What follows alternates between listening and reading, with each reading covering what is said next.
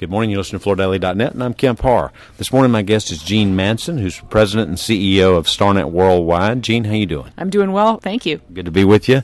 We're in a lovely place. We're in the Palm Desert, California, at the JW Marriott, and I believe this is the third time that Starnet's come here, right?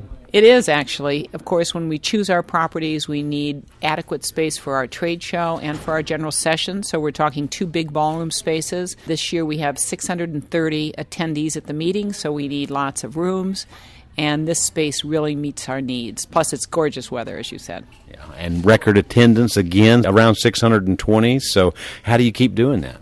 Well, I think the economy is improving, and we have more depth from our membership attending. We also are very pleased that many of our vendor partners brought their field management teams. We've been able to let them work with our meeting planners to meet here separately as teams, which is great. And we get lots of guests. People like you, Kemp. We're thrilled to have them all. Most people know that Starnet is the largest group of commercial contractors in the U.S. It's a co-op. Let's talk a little bit about the health of the membership. I would say our membership is strong. Certainly the last number of years have been very challenging economically for the industry. Our members, by and large, are coming out of that quite nicely. Certain geographies are still slower than others, but our numbers are indicating that the projects are up, the purchases are up, and businesses are doing quite well. And through this, I think you've maintained a constant level of membership, and I noticed at your new member reception that you are welcoming some new members to the group.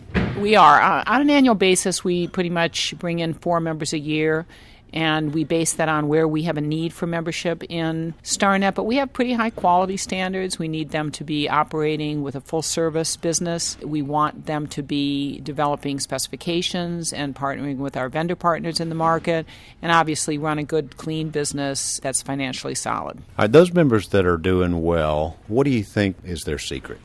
I would say the members that are doing the best at this point are actively seeking new business, often have a business developer on staff that's out upstream working on new projects. And I'd also say it's members that are holding to better margins. I think there's one place that has been a struggle for the members coming out of the recession is getting their margins back. And they are indicating they're beginning to improve. And the members that really hold the line on reaching the best margin they can, I believe, are in the best shape. Also, we try to help them with new revenue streams and ideas, and the members that are jumping on those opportunities are probably beginning to grow faster. So you run the ship here, you're the captain of this organization, you along with the board. I'm just curious what your key initiatives are for 2013. Well, 2013, the theme of this meeting is building on success. We are continuing to emphasize training. We added 1 new training model last year, which was a leadership seminar. We're hearing more and more from our members that they want to learn about leadership. We're conducting a second leadership model this year, which is a phase 2 of the first. And that's exciting. We continue to do a lot of training also in installation and some of the other areas, sales, management, where we've worked before. But beyond that, we are striving to better understand our members. We just conducted and received the results of a very broad survey on our membership, what programs Starnet offers to them that they're truly finding value in, and where we can help them with their business in the future.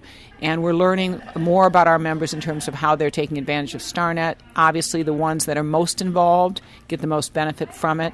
And I also believe we could correlate to business strength in that group also. So it's more strategically understanding our membership, more strategically understanding how we're going to support them with programs, and how we can continue to build market share with our Starnet members in the market, both in the U.S. and Canada. You know, as this business evolves and some of your members get into other types of services that they offer as subcontractors to large projects, do you think that the product focus of this organization may move and incorporate more than just floors? Well, in some cases that's already happened.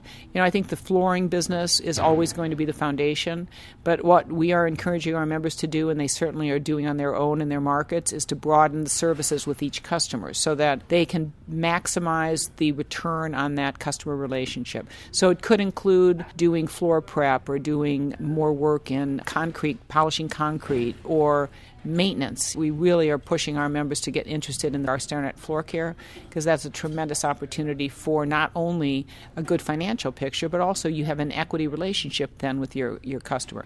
Now, we have members who do walls, we have members who do window coverings. It's all very much based on their business, but in my travels and my many visits with our members, every member has a slightly different business.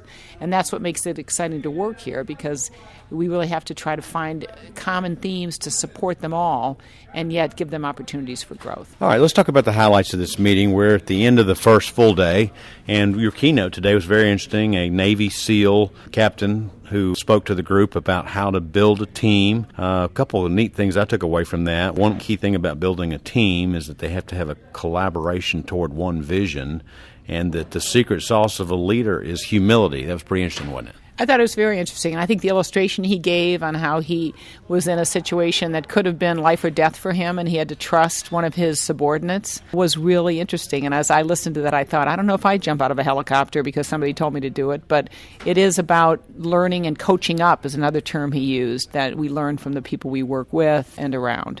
You've also had workshops today, which have been very interesting, some on cold calling and one on the culture of a business and how to give your company a tune-up. So those are all really good. Well, we strive to select topics that offer a range, and we try to tie them with what our members are interested in. So, for example, how to step back from your business and better understand how you can strengthen it and have a vision and have a plan to develop that vision. One we also did is technology and how you can use technology for disaster recovery, because we had a number of members really affected by Sandy. We had a number of members a few years ago by Katrina, all the flooding in the Midwest. So how do you anticipate those types of natural disasters that could occur and protect yourself?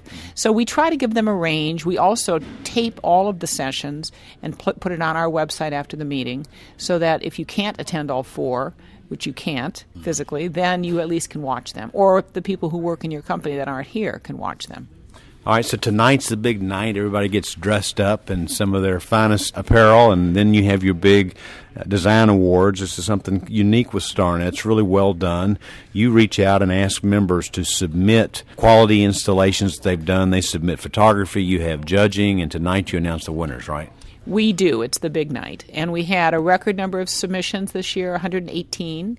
We had, for the first time, an electronic submission process, so they went in through a website. We have also broadened the number of awards per category. We're giving a gold, silver, bronze. And we also have, for the first time, the People's Choice Award, which was an online voting process for all the projects submitted. And what I think is exciting, I won't tell you the results yet, Kemp, but one of the things that are most exciting is that we have a number of new members that have won. We have the People's Choice Award, I think is not a new member, but good to see a member that's getting selected for this. And we have had probably the highest quality projects in total in this particular competition. I mean, stunning work. And I look forward to seeing it on the cover of your Floor Focus magazine, too. I was going to mention, in May, our next issue, we do all of the winners and do a 6-page pictorial, and then in June we run that as the cover. Yeah, and we appreciate that so much. It means a lot, especially to the members who win, to see their work nationally exposed. Okay, great, Jeanne. Good to talk to you. It's always good to be here. Starnet meets twice a year, so this is the spring meeting. We've been talking to Jeanne Matson, who's president and CEO of Starnet Worldwide, and you've been listening to Kemp Harr and FloorDaily.net.